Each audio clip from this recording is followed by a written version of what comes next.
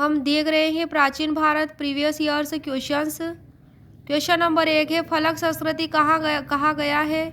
मध्यपुरा पाषाण कालीन संस्कृति को कहा गया है, क्योंकि इस टाइम पे फलकों की अधिकता अधिक थी, इसलिए मध्यपुरा पाषाण काल को फलक संस्कृति कहा गया है।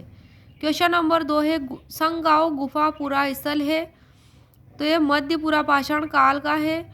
यह स्थल सिंधु और झेलम नदियों के बीच पोटवार पठार क्षेत्र और पाकिस्तान के उत्तर पश्चिमी के क्षेत्रों में स्थित है।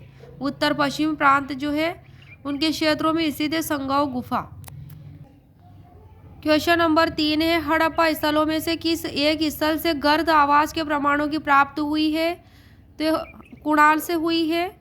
संबंधित फैक्ट है इसके, हरियाणा के हिसार जिले में सरस्वती नदी के किनारे कुणाल स्थित है और 1974 में कुणाल की जो उत्खनन किया था जगपति जोशी और RS बिष्ट ने किया था। यहाँ पे उत्खनन कार्य किया था और यहाँ से चांदी के 2 मुकुट और सोने के गहने प्राप्त हुए हैं। हड़प्पा शैली के लाल मृदभांड सर्वप्रथम यहीं से प्राप्त हुए, कुणाल से। क्वेश्चन नंबर 4 है गविष्टि क्या थी। गविष्टि गायों के लिए होने वाले संघर्ष को कहा जाता था। फैक्ट है इससे संबंधित, ऋग्वेदिक आर्यों का प्रारंभिक जीवन अस्थायी था। कृषि की अपेक्षा पशुपालन का अधिकतम महत्व था। गाय की महत्ता अधिक थी। गाय की गणना संपत्ति के रूप में की जाती थी। ऋग्वेद में 176 बार इसका उल्लेख हुआ है गाय का, और ऋग्वेद में गोशु गत्य गभ्य गवेषण शब्द का प्रयोग युद्ध के लिए होते थे, जो कि गाय के लिए होते थे, उनसे संबंधित है यह शब्द। क्वेश्चन नंबर है 5 हथनोरा का मानव सम जीवाश्म कहाँ से मिला है। हथनोरा का मानव सम जीवाश्म तो होमो इरेक्टस है। हथनोरा का मानव सम जीवाश्म होमो इरेक्टस है। इससे संबंधित फैक्ट है कि भूगर्भिक सर्वे ऑफ इंडिया के वैज्ञानिक अरुण सोनकिया के नेतृत्व वाली टीम ने 5 दिसंबर 1982 को नर्मदा नदी के किनारे हथनोरा जो MP में स्थित है वहाँ होमो इरेक्टस का जीवाश्म खोजा था। किसने खोजा था? अरुण सोनकिया ने। शोध टीम का दावा था कि यह महिला का जीवाश्म था और होमो इरेक्टस आधुनिक मानव होमोसेपियंस के पूर्वज है। किसके पूर्वज है? होमोसेपियंस के पूर्वज है होमो इरेक्टस, और लगभग 2 लाख साल पहले अस्तित्व में आया था होमो इरेक्टस। क्वेश्चन नंबर 6 है शवाधान प्रचलन शुरू किया गया है, तो ये किया गया है होमो निएंडरथल मानव द्वारा।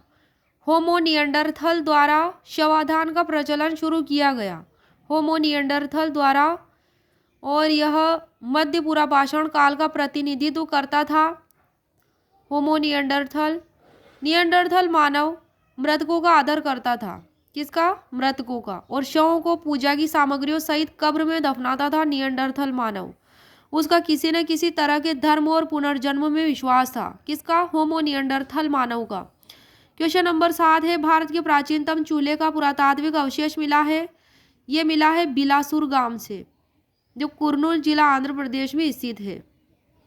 क्वेश्चन नंबर 8 दक्षिण एशिया में कहाँ सबसे प्राचीनतम गेहूं जौ की खेती का प्रमाण मिला है, तो ये बलूचिस्तान में मिला है। मेहरगढ़ पाकिस्तान में स्थित है। संबंधित फैक्ट है कि यहाँ प्राचीनतम कृषक बस्ती थी। कहाँ पे थी प्राचीनतम कृषक बस्ती? बलूचिस्तान में। बलूचिस्तान में यहाँ से 7000 बिफोर क्राइस्ट ईसा पूर्व के लगभग गेहूं जौ और मसूर की खेती का साक्ष्य मिला है बलूचिस्तान से। क्वेश्चन नंबर 9 है गंगा घाटी में स्थित धान के प्राचीनतम प्रमाण किस स्थल से प्राप्त हुए हैं, तो ये प्राप्त हुए हैं लाहुरा देव से प्राप्त हुए हैं, जो कि संत कबीरनगर जिला यूपी में स्थित है। यहाँ 9000 से 8000 ईसा पूर्व उत्खनन में धान जो पीसा हुआ था के साक्ष्य मिले हैं। धान के जो छिलके होते हैं, चावल के छिलके पीसे हुए, वहाँ के साक्ष्य मिले हैं 9000 से 8000 ईसा पूर्व के।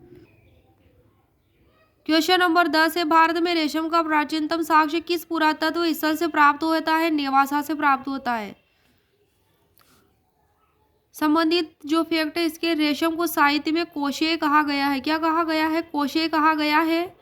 शीश विहीन देवी की मूर्तियां मिली है। यहाँ से नेवासा से पत्थर की कुल्हाड़ी बनाने का कारखाना मिला है। एक बच्चे के गले में ताम्र के बने हुए मनके के हार का साक्ष्य मिला है, और यह प्रवरा नदी के तट पर स्थित है नेवासा, अहमदनगर जिला, महाराष्ट्र में। क्वेश्चन नंबर 11 है सूक्ष्माश्म। सूक्ष्माश्म मुख्यतः संबंधित है, तो ये मध्य पाषाण युग से संबंधित है सूक्ष्माश्म। और भारत में मध्य पाषाण काल के विषय में जानकारी सर्वप्रथम 1867 ईस्वी में प्राप्त हुई थी। सीएल कार्लाइल ने विंध्य क्षेत्र में लघु पाषाण उपकरण खोजे थे और इस काल के उपकरण ब्लेड, ब्यूरिन, स्क्रेपर और भेदक थे।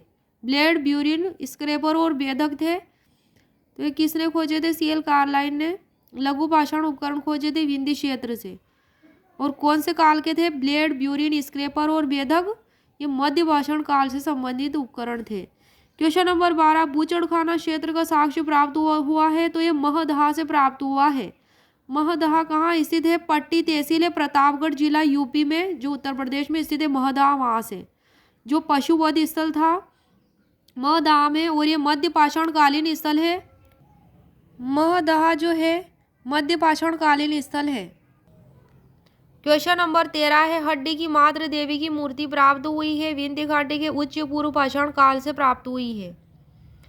विंध्य घाटी से प्राप्त हुई है हड्डी की मात्र देवी की मूर्ति, जो उच्च पूर्व पाषाण काल से संबंधित है। क्वेश्चन नंबर 14 है सेंधव सभ्यता से संबंधित सर्वाधिक पुरास्थल किस नदी के किनारे मिले? सरस्वती नदी के किनारे मिले, जिसको घग्गर या हागरा नदी भी कहा जाता है। क्वेश्चन नंबर है 15, किसने हड़प्पा संस्कृति के विघटन के लिए इंद्र को उत्तरदायी माना था? तो सर मार्टिमर व्हीलर ने ऐसा माना था कि हड़प्पा संस्कृति के विघटन का कारण इंद्र है, इंद्रदेव। क्वेश्चन नंबर 16, हड़प्पीय तौल का क्या अनुपात है? तो 1:2:4:8 है। यहाँ के लोगों को फुट का भी ज्ञान था, हड़प्पा के लोगों को, और यहाँ का जो तौल था उसका अनुपात था 1:2:4:8। सर्वेक्षण के लिए सीपी यंत्र का प्रयोग किया जाता था, जो लोथल और मोहनजोदड़ो दोनों जगह मिला है। क्वेश्चन नंबर 17 है शैल चित्रकारी के लिए प्रसिद्ध प्रागैतिहासिक स्थल कौन सा है? तो ये भीमबेटका है, नर्मदा नदी घाटी में स्थित है। चित्रकला के सबसे प्राचीन साक्ष्य यहीं से मिले हैं, भीमबेटका से, और यह पूरा पाषाण काल से संबंधित है भीमबेटका। क्वेश्चन नंबर 18 है उन 6 तत्वों का विकल्प बताइए जिनमें से जैन दर्शन के अनुसार सृष्टि का निर्माण हुआ। तो ये 6 दर्शन है, 6 तत्व। पहला है जीव, दूसरा पुद्गल, तीसरा काल, चौथा आकाश, पांचवा अधर्म और छठा धर्म। जीव, पुद्गल, काल, आकाश, धर्म और अधर्म। मानना है इसमें कि संसार हमेशा से था और आगे भी रहेगा। जो 6 तत्व हैं जैन दर्शन के सृष्टि निर्माण के, पहला जीव, दूसरा पुद्गल, तीसरा काल, चौथा आकाश, पांचवा धर्म और छठा अधर्म। तो इसमें मानना है कि संसार हमेशा से था और आगे भी रहेगा।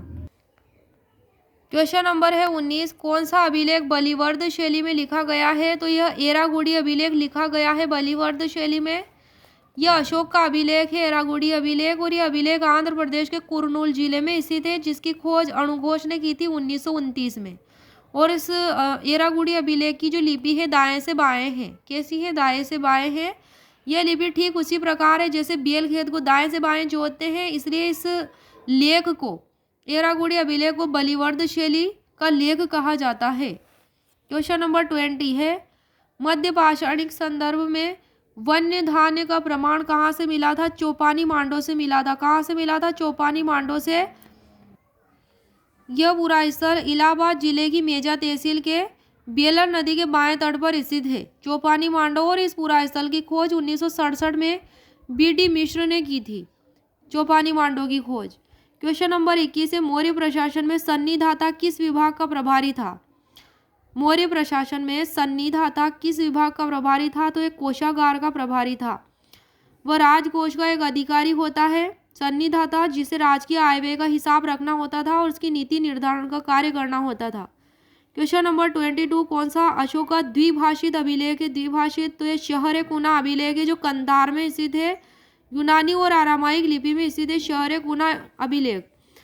क्वेश्चन नंबर 23 है राजेंद्र चोल किस पाल नरेश को पराजित किया था? तो ये महिपाल प्रथम जो पाल नरेश था उसको पराजित किया था राजेंद्र चोल ने। क्वेश्चन नंबर 24 है चोल शासकों का प्रतीक चिन्ह क्या था? बाघ था चोल शासकों का प्रतीक। क्वेश्चन नंबर 25 ऊर क्या था? तो इसका आंसर होगा ग्राम की साधारण सभा को ऊर कहा जाता था। चोल प्रशासन की सबसे बड़ी विशेषता इसकी स्वायत्त शासित संस्थाएं थी। क्वेश्चन नंबर 26 है, चोलों के समय ऊर की कार्यकारिणी क्या कहलाती थी? आलूंगणम। क्या कहलाती थी? आलूंगणम कहलाती थी। चोलों के समय ऊर की कार्यकारिणी क्या कहलाती थी? आलूंगणम कहलाती थी। क्वेश्चन नंबर 27 है, चोलकालीन स्थानीय प्रशासन में सर्वसाधारण की सभा किसके अधीन होती थी? ऊर के अधीन होती थी। जो स्थानीय प्रशासन होता था चोल काल में, वो सर्वसाधारण की सभा जो अधीन होती थी वो ऊर के अधीन होती थी।